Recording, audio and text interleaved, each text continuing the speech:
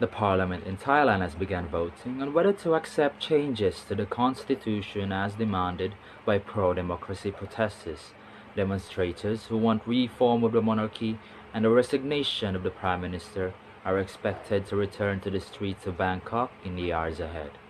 More than 40 of them were injured on Tuesday after violent clashes with police as they tried to reach the parliament building. This report from our correspondent in Bangkok, Brian J. Eleccion. In Thailand, a military-backed government is battling young protesters who want a proper democracy.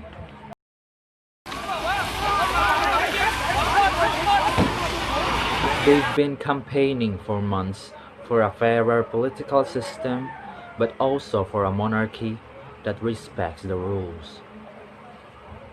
And today that battle got rougher and wetter.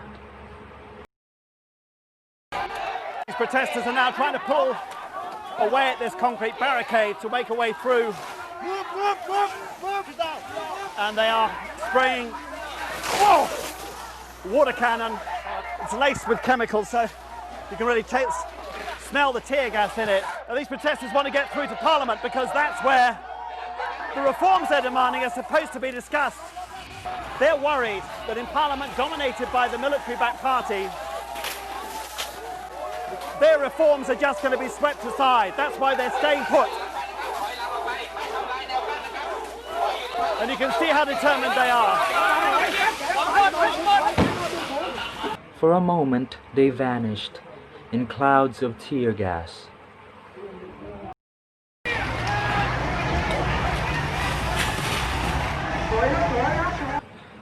But did not retreat far, though afar were overcome. They have shattered from taboo, even against talking about the monarchy. But they're up against the old men of Thailand's parliament, and they've ruled out any discussion of the king. He's at the heart of this conflict. These days, King Richard Longhorn is often seen on royal walkabouts raising his profile, but he spent most of this year at a luxury hotel in Germany and has been accused of accumulating excessive wealth and power. Many Thais, though, still believe that their king is above criticism. Yellow-shirted loyalists came out to confront the protesters and to insist that Thailand must stay as it is.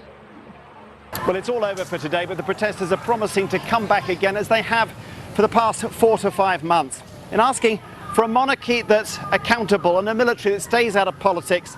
They believe they're making reasonable demands, but they're up against a state which doesn't even believe these things can be discussed. The gap between both sides is yawning and not getting any closer.